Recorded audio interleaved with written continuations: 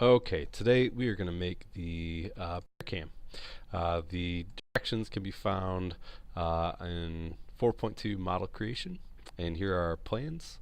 And if we look closely at the plans, we've got some clues on how to do this. So R stands for radius. So the bottom part is the radius, and it's 1.25. So since the diameter is twice the radius, we're going to make a circle with a diameter of 2.5. And up here, we're going to make a circle with a diameter of 1. So I'm going to start a new part here, and I'm going to make a circle on the bottom with a diameter of 2.5 and a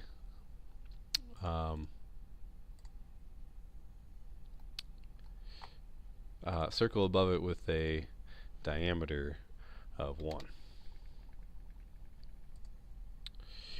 Okay, so now we know the dimensions between these is going to be 1.75. And so we have the start of our Pear Cam. Now we're just going to connect them. So we'll take a line, and I'm not gonna have them touching just yet. We'll just put them above.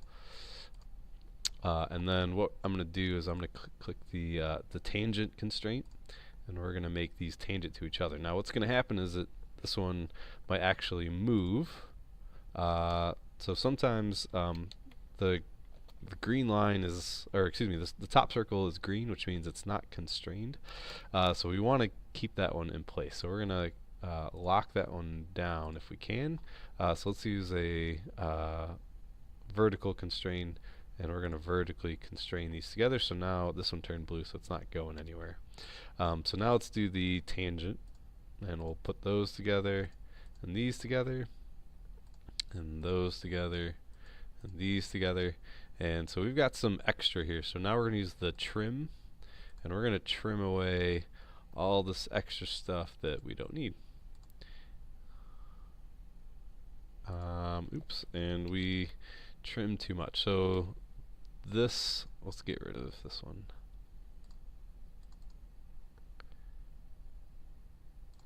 Let's redo this line. My line wasn't really touching very well. So now let's do the tangent constraint again, and tangent here. Now let's trim any extra. So we got some extra there, and here, and okay. So it looks like I trimmed all the extra stuff. So now we're going to finish our sketch. We're ready to extrude, and we want to extrude this 0.125. And our Pear Cam looks pretty good.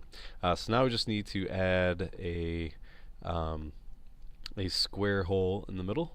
So we're going to go to start a new sketch, and when we go to our rectangle, there's one that's got a dot in the middle. So if we choose one of those, when we click the center, it will when we pull our square apart, it will go from the center out. So we want a 0.125 by 0.125 square. So there's our square. We're going to finish our sketch, and then we will extrude that to make a cut. And there's our Pear Cam.